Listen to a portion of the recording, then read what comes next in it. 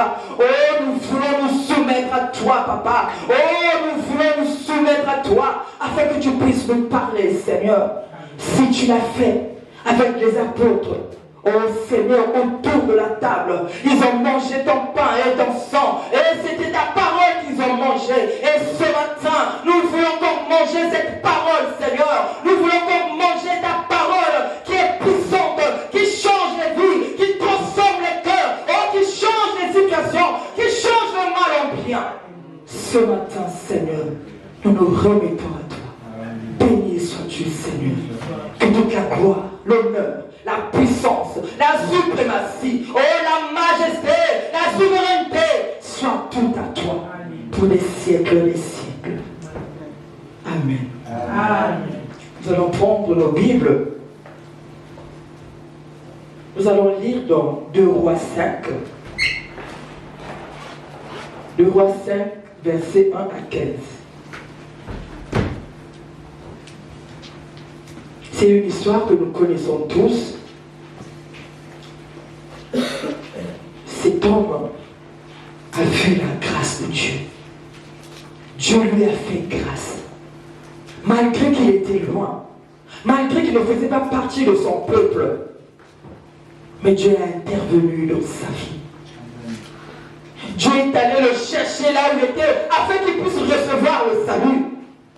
Dieu est allé le chercher là où il était, afin qu'il puisse recevoir la guérison. Nous allons lire dans 2 Rois 5, 1 à 15.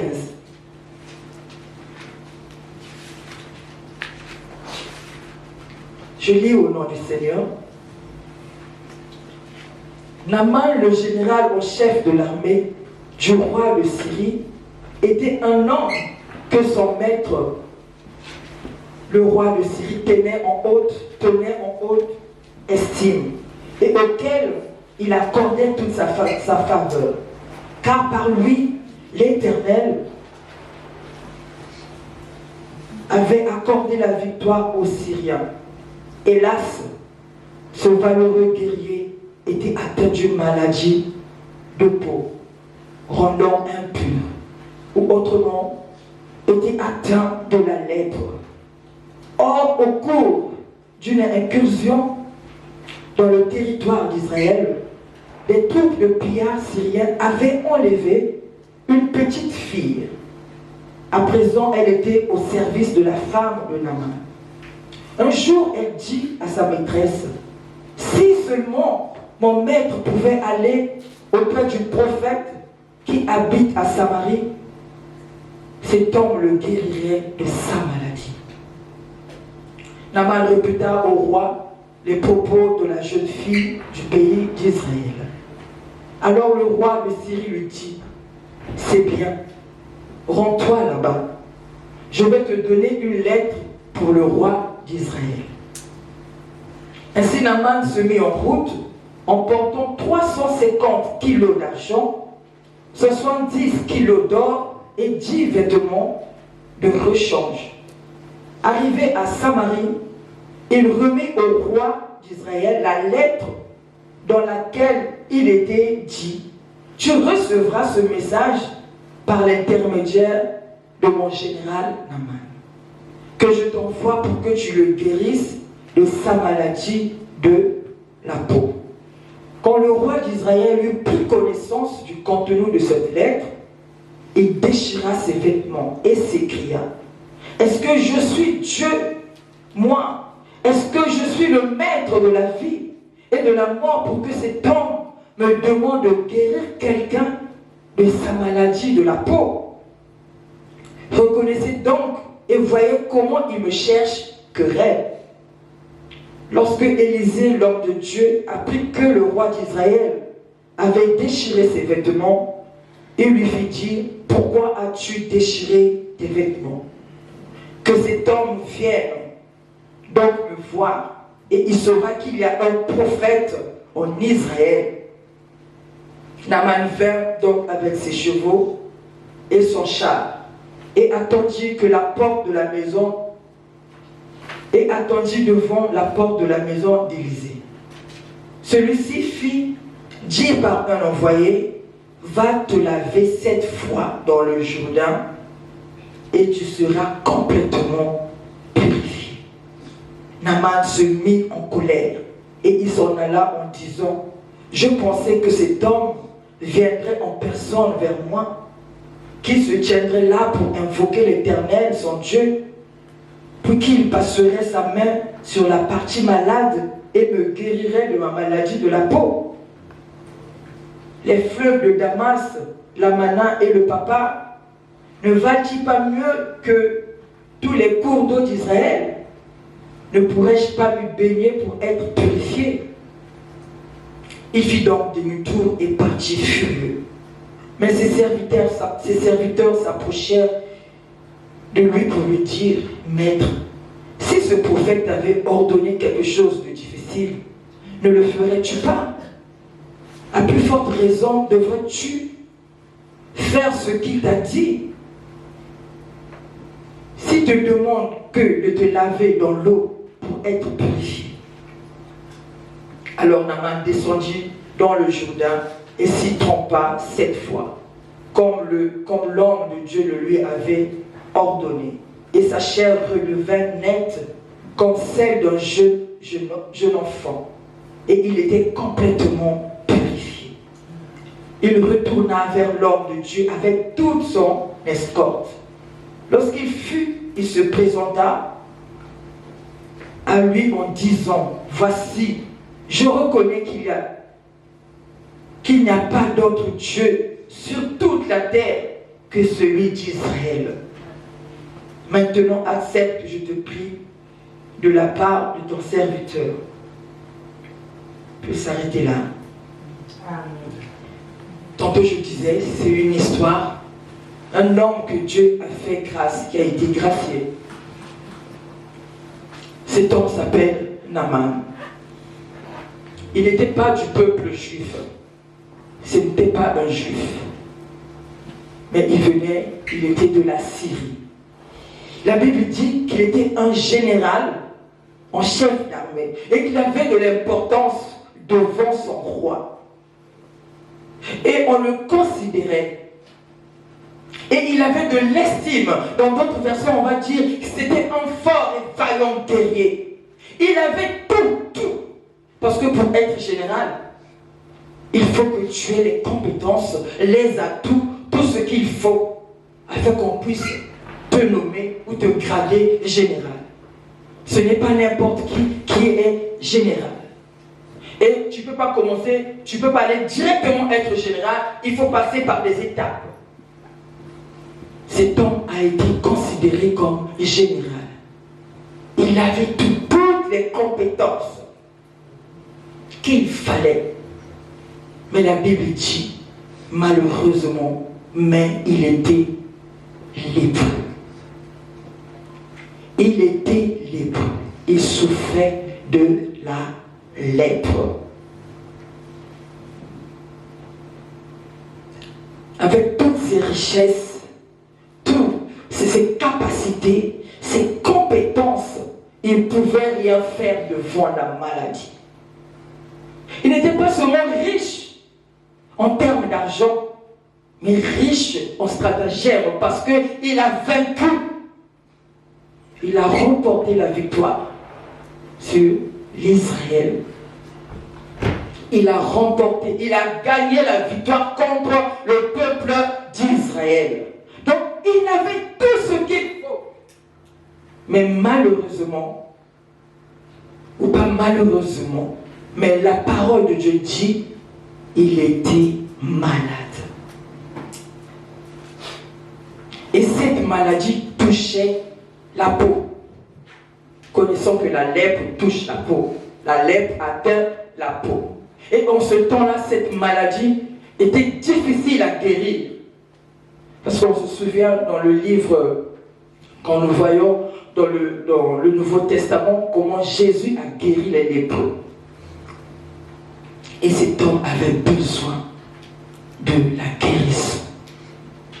Quand nous ramenons cela sur le plan spirituel, que pouvons-nous dire de la lèpre?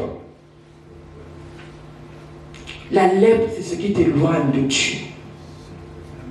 La lèpre, c'est ce qui te sépare de Dieu. La lèpre, c'est le péché. La lèpre, c'est quelqu'un qui est sans Dieu. C'est la lèpre. Parce que si tu as la lèpre, si tu es sans Dieu, rien ne peut se passer. Si tu es loin de Dieu, tu peux dire que oui, tu as la vie parce que tu marches, parce que tu parles. Mais sache qu'au-dedans de toi, tu es mort. Au-dedans de toi, tu es mort. La planète peut être physique ou intérieure. Elle peut être physique, parce qu'elle était physique chez Naaman, c'était la peau, on voyait la lèpre, on voyait comment. Je pose la question, peut-être qu'il le cachait aussi, on ne sait jamais. Parce que quand tu as la lèpre, c'est la honte. Et en ce temps-là, quand tu avais la lèpre, tu étais considéré comme impur. C'était la honte pour ta famille, c'était l'humiliation. Certainement, il a essayé de cacher. Oui, tu peux cacher. Tu peux porter les vêtements. Tu peux porter le pantalon. Tu peux mettre la chemise. Ça peut cacher le haut, le bas. Tu peux mettre les chaussures. Ça peut cacher les pieds. Tu peux mettre le gant. Tu diras que peut-être c'est un style vestimentaire. Pourquoi on ne puisse pas voir la lèpre? Tu peux même mettre le masque. Cacher la bouche, le nez. Mais les yeux, tu ne peux pas les cacher. Si tu caches les yeux, tu ne peux plus voir. Le visage, tu ne peux plus le cacher. Il a voulu cacher. Mais tu ne peux pas cacher le péché. Tu ne peux pas cacher. Il ne pouvait pas cacher. Combien même il a fait des efforts, il ne pouvait pas cacher parce qu'il avait besoin de Jésus. Il avait besoin de ce Dieu d'Israël. Qui dit, parce qu'à la fin il dit, je reconnais qu'il n'y a point d'autre Dieu sur toutes les nations, sur toute la terre, que le Dieu d'Israël. Amen. Amen. Nous pouvons lire ou à la maison dans Lévitique 13 et 14 qui parle comment étaient considérés les lépreux en ce temps-là. Ils étaient mal vus. Ils étaient isolés, loin de la société. Et oui, quand tu n'es pas en Jésus, tu es loin de lui. Quand tu n'as pas donné ta vie à Jésus, réellement, tu es loin de sa présence. Tu es loin. Tu ne peux pas bénéficier de tous les privilèges qu'il nous donne. Tu ne peux pas bénéficier de toutes ces promesses qu'il nous a faites. Tu ne peux pas bénéficier quand tu as la lèpre. Amen. Amen. Mais je te dis, il y a une bonne nouvelle. Quelle que soit la lèpre que tu as, ou quelle que soit la lèpre que nous avons, la lèpre de la haine, la lèpre de la colère, la lèpre de fornication, d'adultère, de pensée perverse, de limitation, de doute, d'incrédulité, de sorcellerie. Il y a une bonne nouvelle pour nous. Jésus est venu pour nous sauver. Jésus est venu pour nous sortir de cette lèpre. Jésus est venu pour nous guérir de cette lèpre. Parce que de moi-même, je ne peux pas. Je peux me battre. Je peux dire vraiment, Seigneur, je peux dire non, il faut que je fasse des efforts. Mais si tu ne donnes pas, tu ne te confies pas en Jésus, si tu ne mets pas Jésus au centre, si tu ne lui poses pas, ne présentes pas ce que tu es en train de vivre, qui est difficile, rien ne se passera. Tu vas toujours trémaler avec cette lèpre. Tu trémaleras, tu vas marcher avec cette lèpre. Mais la bonne nouvelle, Jésus est venu pour nous sauver. Amen. Il a dit, il a tant aimé le monde qu'il a envoyé son Fils unique, afin que quiconque croit en lui ne périsse point. Afin que quiconque croit en lui, qu'il soit malade et qu'il trouve la guérison. Afin que quiconque qui croit en lui ait le salut. Afin que quiconque croit en lui que sa famille soit sauvée. C'est la parole de Dieu. Elle est vivante, elle est vraie, elle est vérité. Et elle est puissante, la parole de Dieu.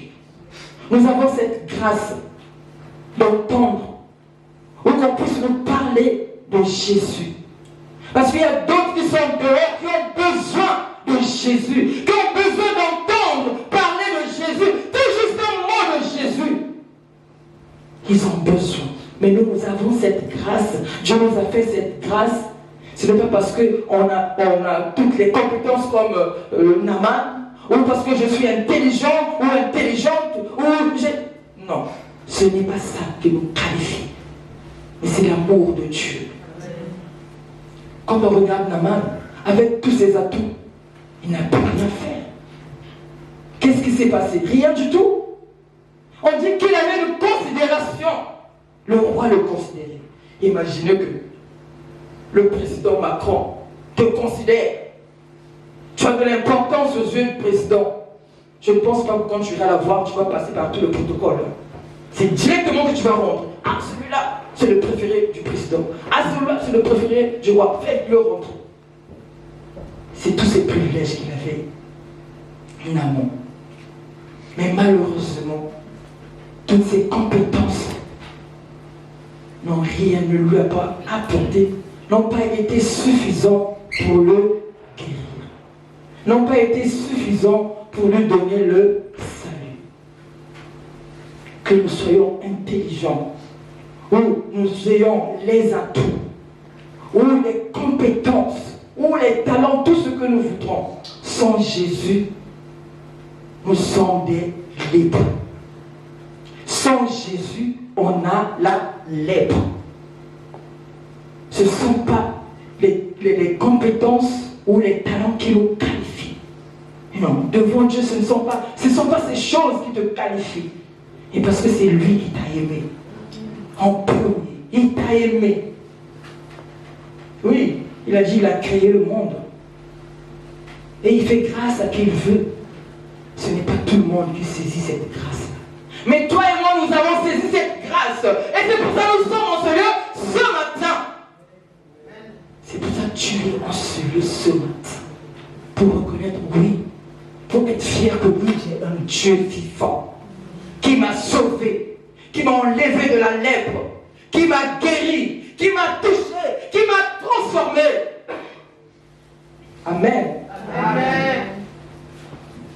Et au verset 2, on dit: Or, au cours d'une incursion dans le territoire d'Israël, des troupes de pillards syriens avaient enlevé une petite fille,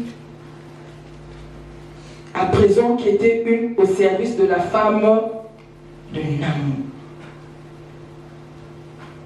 La parole de Dieu dit: Naaman a pu gagner la victoire contre Israël parce que c'est Dieu qui l'a permis. Et quand ils sont allés dans ce pays, ils ont enlevé la petite fille, la jeune fille, et ils l'ont emmenée avec eux. Et cette fille était au service de la femme de Naaman. Cette jeune fille, c'était une jeune fille, hein. Pas une grande personne, mais une jeune fille.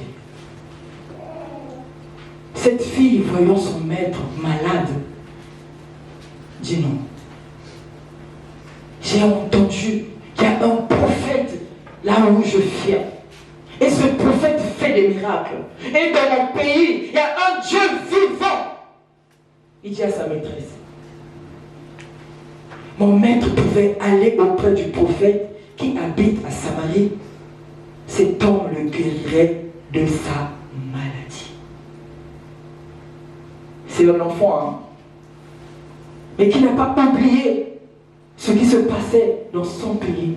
Ou peut-être ses parents l'ont instruit, lui ont parlé de ça. Et elle a gardé. Elle a dit: oui, regarde, maîtresse, il y a un homme qui parle avec Dieu. Un homme où Dieu utilise.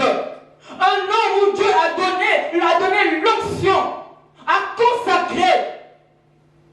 Si mon maître pouvait aller là-bas, cet homme le guérirait.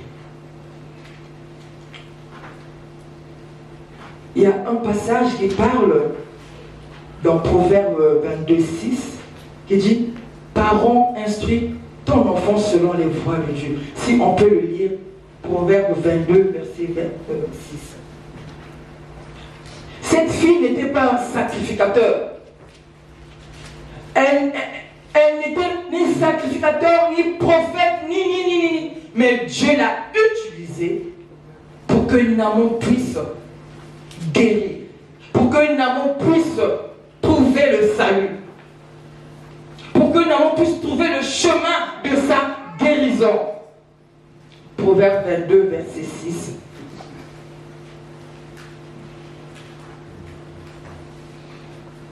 Proverbe 22, verset 6. Oriente le jeune garçon sur la voie qu'il doit suivre, même quand il sera vieux, il ne s'en écartera pas. Oriente l'enfant, instruis ton enfant. Quand il sera vieux, il ne pourra pas se détourner. C'est la responsabilité des parents, nous les parents. Cette jeune fille n'était plus avec ses parents, mais avec tout ce qu'il avait acquis, tout ce qu'on lui avait appris. Il a dit à sa maîtresse, elle a dit à sa maîtresse, regarde ce qui se passe là-bas. Ce qui se passe là-bas, ce n'est pas quelque chose de comme ça. Quelque chose de puissant. Si mon maître peut aller, il trouvera la guérison. Quand on peut lire aussi dans Acte 10, 34,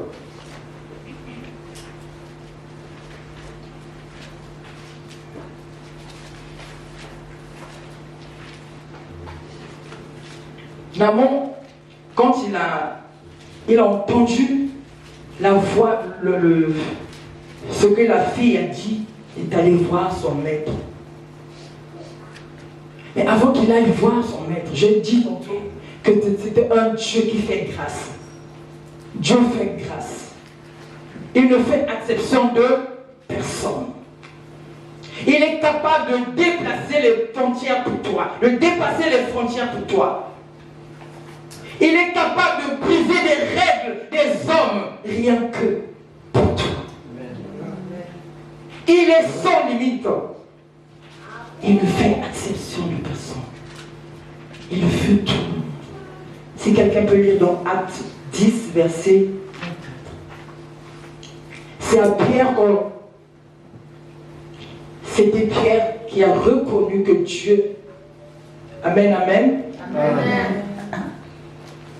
Alléluia. C'est la parole de Dieu. La parole de Dieu est vivante. Amen. Ne te laisse pas te distraire. Amen. Sois attentif. Parce qu'il y a la part dedans. On a dit c'est l'année du possible. C'est l'année du possible. Tout est possible à celui qui croit. La foi vient. La foi des choses qu'on entend. Des choses qu'on espère. Une démonstration. La foi vient de la parole de Dieu. Parce qu'on entend la parole de Dieu. Et comment on entend la parole de Dieu? En manifestant notre foi. Comment on entend la parole de Dieu? En écoutant. Dans la joie, pas dans la tristesse. Parce que j'ai parlé de la lèpre. Amen, amen. Amen. Si on peut lire dans Acte 10, verset 34. Jésus notre Seigneur. Amen. Alors Pierre, ouvrant la bouche, dit, en vérité, je reconnais que Dieu ne fait point d'acception de personne. Amen. Amen. Dieu ne fait exception de personne. Parce qu'il est venu pour toi et moi. Il est venu pour toi et moi. Il a dit non, Armel a besoin de moi. Non, mon peuple a besoin de moi. Il faut que je vienne. Et quand il est venu, ce n'est pas pour nous regarder ou marcher ou non. Jusqu'à la croix, il est allé en donnant son sang pour que nous ayons cette vie éternelle. Amen. Amen. Comme je disais tantôt, La jeune fille rapporte à Naaman et Naaman répète cela au roi. Il va voir le roi. Plus le roi avait une grande estime pour lui, mais il pouvait le recevoir. Il vient voir le roi. Il lui dit, Naaman répéta au roi les propos de la jeune fille du pays d'Israël. Alors le roi de la Syrie lui dit, c'est bien, l'encourage, c'est bien. Rends-toi là-bas. Je vais te donner une lettre pour le roi d'Israël. Oh, une lettre qui accompagne le oui, reçois mon enfant, reçois celui-ci, je l'aime beaucoup, il est considéré, reçois-le. Et alors Naaman va en Syrie. Amen, amen. Amen. Quand il arrive en Syrie, lui s'attendait peut-être comme c'était un général, je ne sais pas comment on dit ça, état-major, il avait tout ce qu'il fallait, les privilèges, toutes les compétences, qu'on allait l'accueillir avec toutes les prestiges. Ah oui, parce que quand on va recevoir, si on reçoit le président ou un homme responsable ou une autorité, il y a toujours des prestiges. Il s'attendait à cela. Mais quand il arrive, il regarde, il ne voit personne. Il regarde à gauche, rien. Il regarde à droite, mais que se passe-t-il? Il lève les yeux, il voit un serviteur qui arrive. Il s'attendait à voir Élisée, puisqu'on lui a parlé d'Élisée. On ne lui a pas parlé de serviteur d'Élisée, du prophète, mais on lui a parlé du prophète. Il regarde, il voit le serviteur.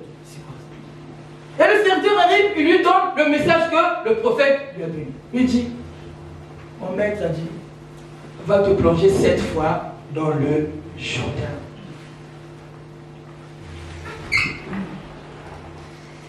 Je vais lire. Naaman vint donc avec ses chevaux et son char et attendit devant la porte de la maison d'Élisée. Il a attendu. Donc il est arrivé carrément même chez Élisée pour attendre.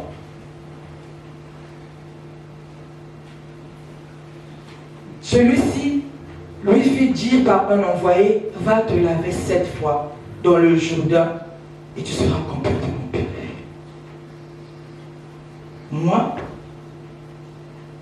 Moi qui a toutes les compétences, qui a tous les atouts, qui a fait des exploits, j'ai remporté des victoires sur des victoires. Et tu me dis d'aller me plonger dans le Jourdain. Moi, je croyais que quand je venais, j'allais venir, je allais sortir, m'accueillir avec tout ce qu'il, avec mon rang social, tout ce qu'il faut. Tout ce qu'il faut. Et tu allais prier pour moi. À ton Dieu, tu allais m'imposer les mains pour moi. Et j'allais être guéri. Mais tu me dis d'aller me plonger. Naaman, en colère. En colère, complètement en colère. Parce que Élisée n'est pas sorti n'est pas sorti au devant de lui. Parce qu'on n'a pas reçu tel son rang social. Et à la fin, on lui dit d'aller plonger dans le Jourdain. Non pas seulement une fois, mais 7 fois. Moi j'ai des serviteurs derrière, et tu me dis d'aller me plonger 7 fois. Tu m'as bien regardé? Non, ça je ne peux pas le faire. Et puis tu me dis, où je vais aller me plonger? Mes fleuves là-bas sont pas plus puissants que tes cours d'eau qui sont ici. Non, je ne le fais pas. Je retourne chez moi, je repars chez moi. Il fit donc demi-tour et partit furieux, la parole de Dieu dit. Mais ses serviteurs s'approchèrent de lui pour lui dire, Maître, si ce prophète t'avait ordonné quelque chose de difficile, ne le feras-tu pas? Combien nous, enfants de Dieu, nous voulons compliquer la vie? Combien sommes-nous à nous compliquer la vie? Dieu nous dit, va à la gare de Blois.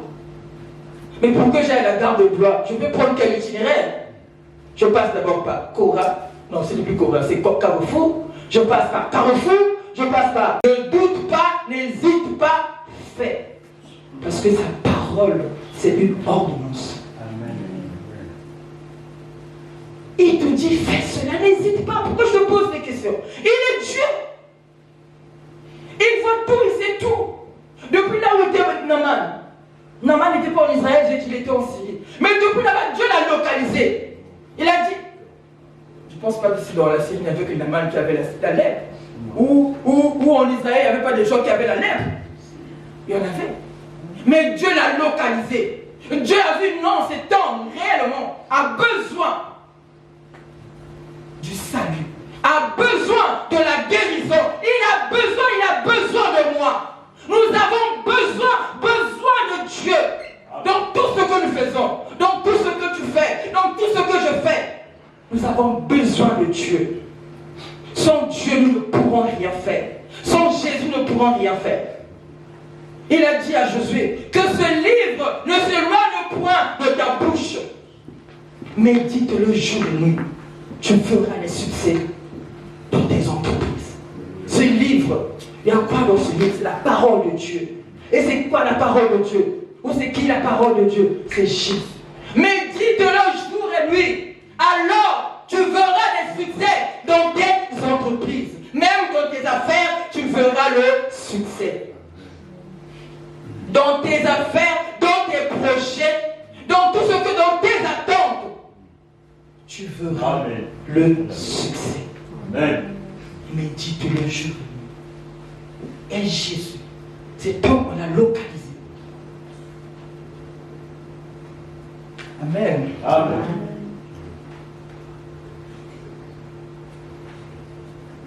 Comme je disais tantôt, malgré tout ce qu'il avait, la lèpre n'a pas pu le sauver. Et en respectant ce que l'homme de Dieu a dit, que c'est certain, là, non. Regarde, c'est une chose simple. Il ne t'a pas dit de donner de l'argent, ou 5 000 euros, ou 300 euros. Non, il ne t'a pas demandé de l'argent. Il ne t'a pas demandé des sacrifices. Ou il ne t'a pas donné quelque chose à les mettre sous le lit. Ou je ne sais comment. Il ne t'a pas dit de faire tout ça. Il t'a tout juste dit, va te laver. Vas-y dans l'eau. Naaman a écouté ses serviteurs d'aller se plonger dans l'eau. Et il s'est plongé dans l'eau 7 fois. La parole dit 7 fois. Et quand il est sorti de l'eau, sa peau, qui était malade, qui est devenue nette. Comme la peau d'un jeune enfant. Amen. Auquel lifting. Ah oui, il y a un lifting de Dieu. Lifting divin.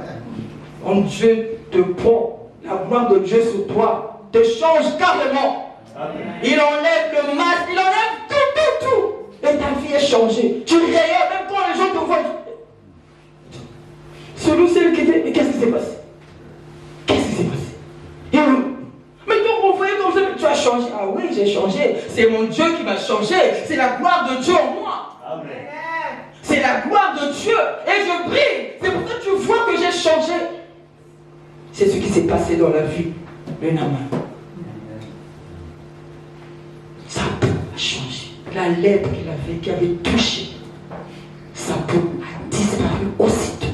Il n'a pas eu besoin d'opération ou de traitement. Peut-être qu'il s'attendait qu'en venant chez Élisée, on allait lui donner un traitement aussi, je ne sais pas.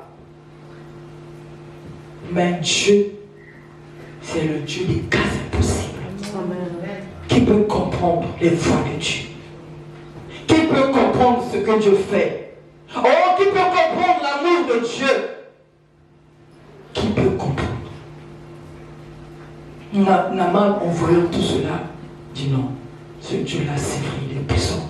Il n'y a pas d'autre Dieu que dans Israël. Il n'en a pas. Le Tout-Puissant, le Redoutable, l'Invincible, Amen. Celui qui transforme, Amen. Celui qui guérit. Amen. Oui, notre Dieu est bon et merveilleux. Wow.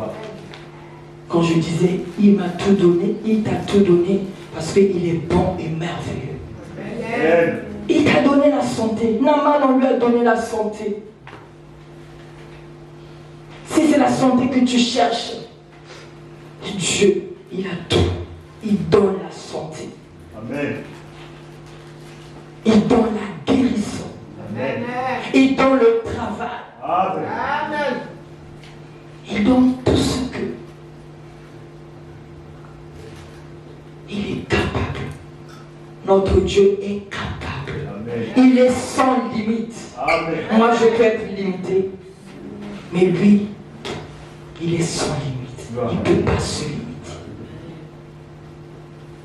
Il est au-dessus des règles des hommes. Il est au-dessus. Et ce matin, Dieu te localise. Comme Naaman qui avait besoin de Dieu pour qu'il soit guéri. Ce matin, Dieu ouvre les bras. Tu dis, viens mon enfant, tu as besoin de moi. Viens.